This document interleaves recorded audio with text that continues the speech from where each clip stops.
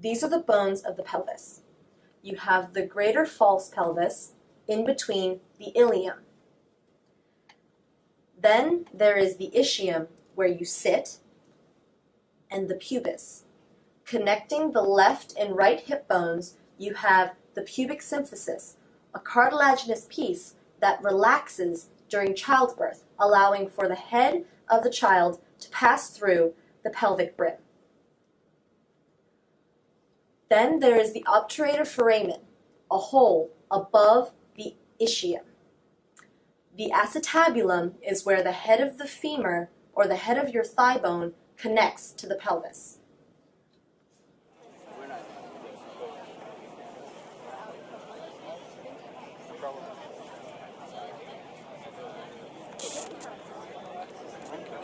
So you're from Philadelphia?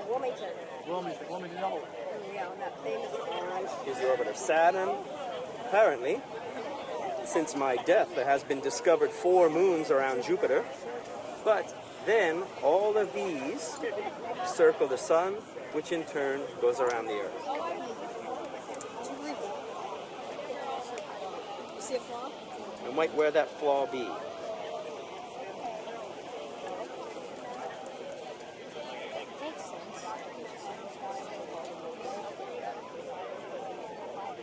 You see, and if you are to use my system to predict the dates and times and the motions of the heavens, it has at least the same uncanny accuracy as the Polish astronomer Copernicus. I want to see the sun. Take a look. Renee? Take a look, Renee. Beautiful. Oh, that is beautiful. And you, person who knows Renee's name? It's a username.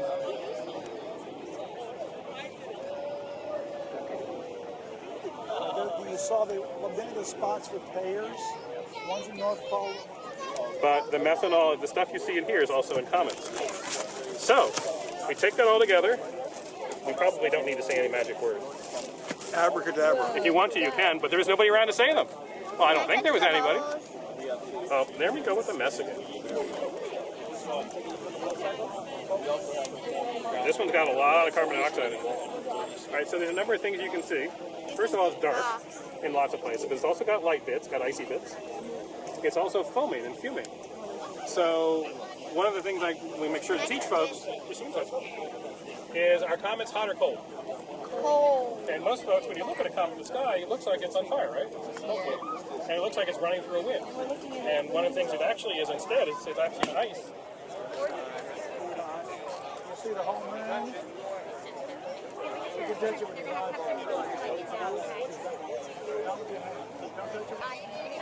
And now you can probably see it. It's out of the cloud. Right, but you can see better, greater detail there, right?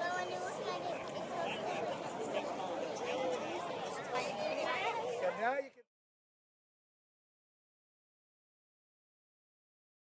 What do you think is the most interesting thing you have studied, learned, or discovered as an astronomer? Well, I think the most interesting thing I discovered was long ago.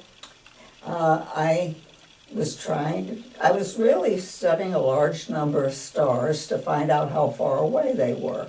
But when I looked at them carefully, astronomers study stars by spreading the light out into a rainbow that we call a spectrum. And when I did this to all of these stars that I was looking at, these were bright stars, stars that you can see with the naked eye in a dark climate, dark sky. I found that some of the stars had a little more hydrogen than other stars.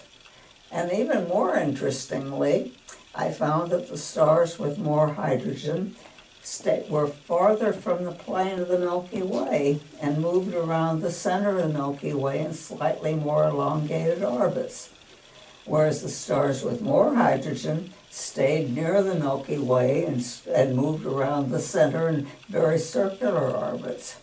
And this was the first indication of the evolution of our galaxy, because the stars with less hydrogen were actually older. All the hydrogen is made in stars, and so when the older stars the younger stars were made out of material that had been in stars before and used up the hydrogen, made other elements from it.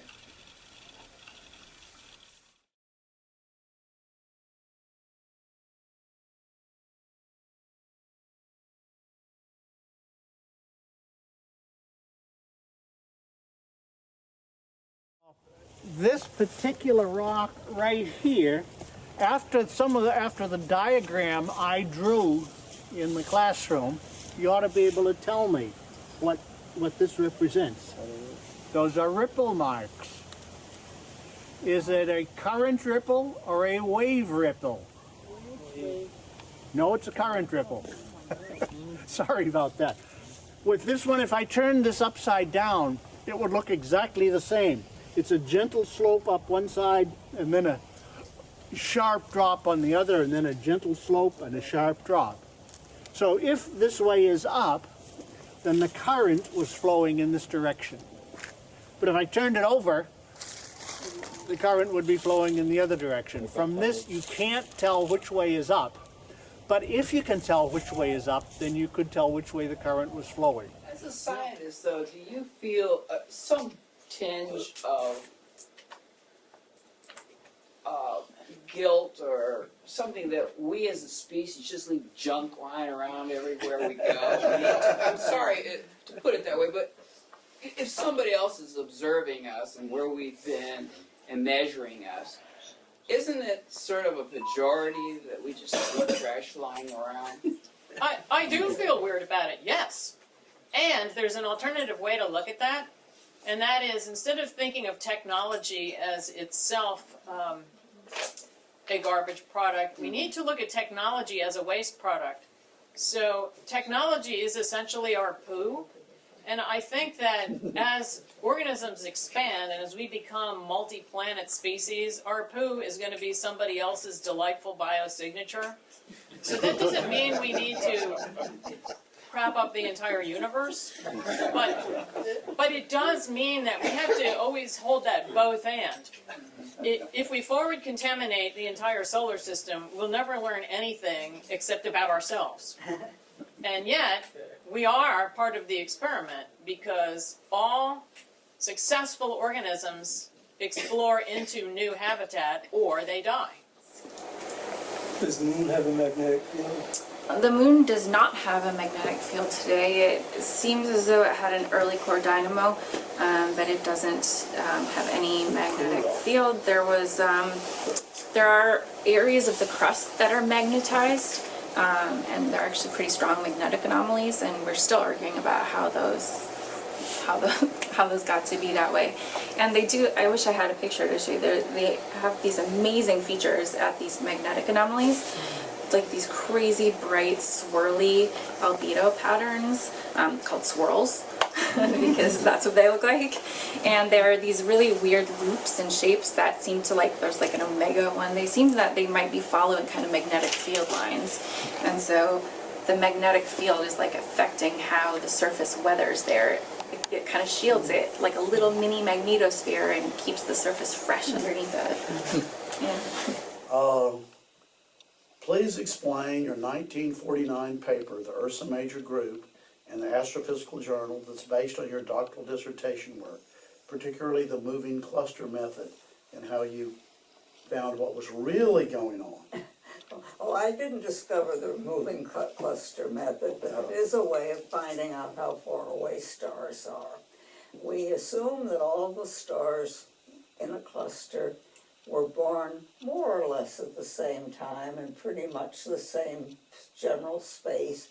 So if you find stars that are scattered all over the sky and get their velocities and trace their velocities back, in other words, just reverse direction, they should all end up in the same place at the same time.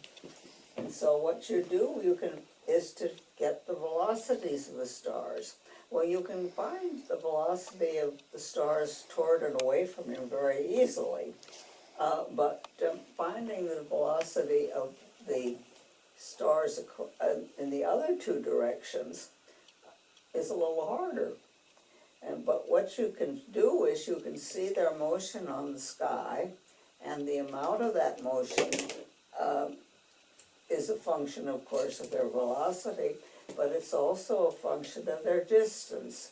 So if you calculate the velocity that is necessary to get the star back to the center of the cluster at the right time, you know how far away the star is.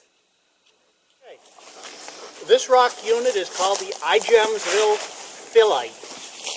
Now this is Slate Quarry Road, and this is a slate quarry. Why do I say phyllite? This rock is sort of on the boundary between slate and phyllite. Right here it is more phyllite because it does have a shine to it. It's not the dull color of true slate. So this is a little bit higher grade than true slate would be. But who cares? It works very well for roofs, works very well for siding, works very well for tiles, for whatever you want. The slate here was originally a black mud off the coast of North America, well out in the ocean, in the deep water. I haven't been able to see any bedding here at all. None of the original sedimentary features seem to be preserved here. It was pretty much a uniform mud, and what you see here is the splitting along the foliation. Now the foliation is developed by directed pressure. And when you have directed pressure in a rock and you grow sheet silicates in it, like micas, the sheet silicates all line up with the sheet structures perpendicular to the maximum pressure. So if this is the maximum pressure, the sheets will line up like this. If this is the maximum pressure, the sheets will line up like that. High-powered microscope and observe little tiny cubes in the bubble. Salt crystals, yes, exactly. Indicating that the water from which the quartz formed was a sodium chloride solution. Now that's of some interest because gold is very insoluble, except if it's in a chloride complex. Gold does form a chemical complex with chloride that is water soluble. And so one of the things that you find in these low-grade slate terrains is gold mines.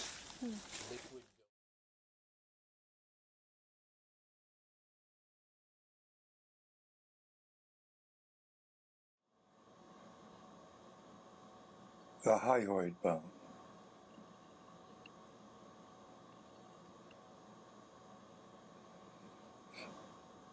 The hyoid bone is a very interesting bone.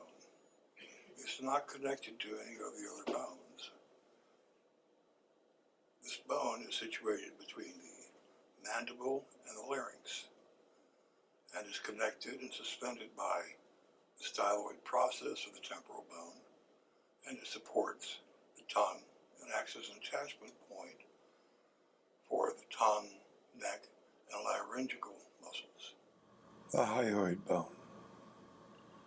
The body, the greater cornu, the lesser cornu.